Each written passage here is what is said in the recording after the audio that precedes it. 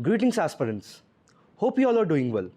See, as per the 128th Constitutional Amendment Bill 2023 or the Nari Shakti Vandan Adhiniyam, which is the name of the bill, which was introduced in Lok Sabha on September 19, 2023, seeks to reserve 1/3 of the total number of seats in Lok Sabha and state legislative assemblies for women.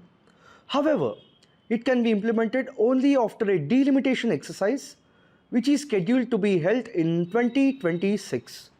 This effectively pushes the earliest year of implementation to the 2029 general election. So, in this respect, we'll try to understand what's the purpose of the bill, historical background related to it, various features of the bill, and also associated issues or criticism to it. So, first of all, what is the purpose of the bill? See, after the implementation of the bill, there should be at least 181 women members in the lower house, which is the Lok Sabha. At present, there are 82 women in the Lok Sabha, which amounts to 15% of its members, as you can see in the displayed chart. We can note that the share of women parliamentarians has never exceeded the 15% mark in over 70 years of India's electoral history. When considered as a share of total candidates who participated in the 2019 general election, their share is even lower at 9%. The share of women candidates has never exceeded the 9% mark ever. In case of the sitting legislative assemblies, the share of women MLAs is far lower, with just one state, Tripura, touching the 15% mark, as you can see in this chart displayed. Women members formed less than 10% of the legislative assemblies in 20 states and union territories. This includes states such as Gujarat, Maharashtra, Andhra Pradesh, Kerala, Tamil Nadu, Telangana, and Karnataka. Recently, in the 2023 election, Nagaland got its first 2 women MLAs. Also, Mizoram too has not had a woman MLA in the past 7 assemblies. The share of women in India's parliament is also among the lowest in the world, as you can see in the displayed chart. When compared with the BRICS nations, including its new members, India has the second lowest share of 15%, just above the Iran, which is 6%. Over time, South Africa and Ethiopia have made giant strides in women representation in their national legislatures. If a group is not represented proportionally in the political system, its ability to influence policy making is very limited.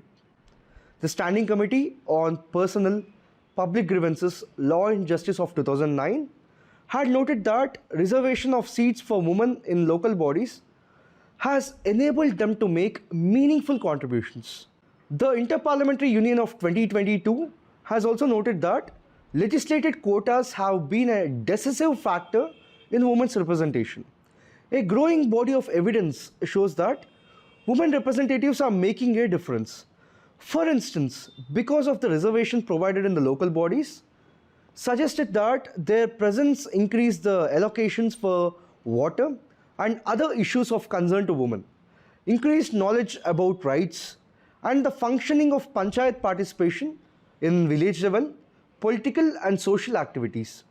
Also, significant increase in reporting of crimes has been observed.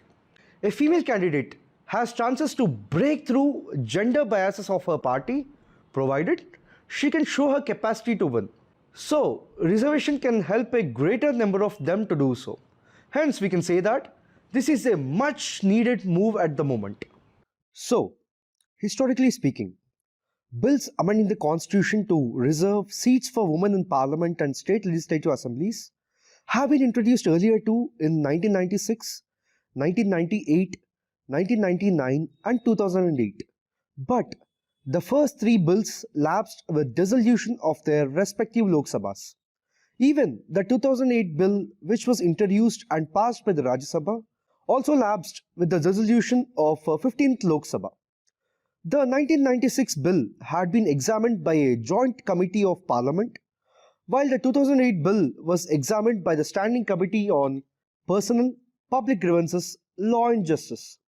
Both the committees agreed with the proposal to reserve seats for women. Some of the recommendations given by the committees include considering reservation for women belonging to other backward classes at an appropriate time, providing reservation for a period of 15 years and reviewing it thereafter, and working out the modalities to reserve the seats for women in Rajya Sabha and state legislative councils. So, this is the seventh attempt since 1996 to get Women's Reservation Bill passed. Women presently make up for nearly half of the India's 95 crore registered voters, but comprise only 15% of lawmakers in parliament and 10% in the state assemblies. But know that this 33% reservation for women will not apply to upper houses of parliament and state legislatures. Now, if we look at the key features of the bill, firstly, the bill reserves as nearly as maybe 1/3 of all seats for women in Lok Sabha, state legislative assemblies, and the legislative assemblies of the national capital of Delhi and Puducherry. This will also apply to the seats reserved for SCs and STs in Lok Sabha and state legislatures. Secondly, the reservation will be effective after the census conducted after the commencement of this bill has been published. Based on this census, delimitation will be undertaken to reserve seats for women. The reservation will be provided for a period of 15 years. However, it shall continue till such date as determined by a law made by the Parliament. Thirdly, seats reserved for women will be rotated after each delimitation as determined by the law made by Parliament. Now, what are the issues we need to consider before the bill? The issue of reservation of seats for women in legislatures can be examined from three main perspectives. The first one being whether the policy of reservation for women can act as an effective instrument for their empowerment. Secondly, whether alternate methods of increasing representation of women in legislatures are feasible. Third one being whether there are any issues with the proposed method for reservation in the bill. So, there is a need to consider these issues and address them accordingly. But there are few critics to the bill. They argue that separate constituencies for women would not only narrow their outlook but lead to perpetuation of unequal status because they would be seen as not competing on merit. For instance, in the Constituent Assembly, Renuka Rai argued against reserving seats for women, saying that when there is no reservation of seats for women, the question of their consideration for general seats, however competent they may be, does not usually arise. We feel that women will get more chances if the consideration is of ability alone.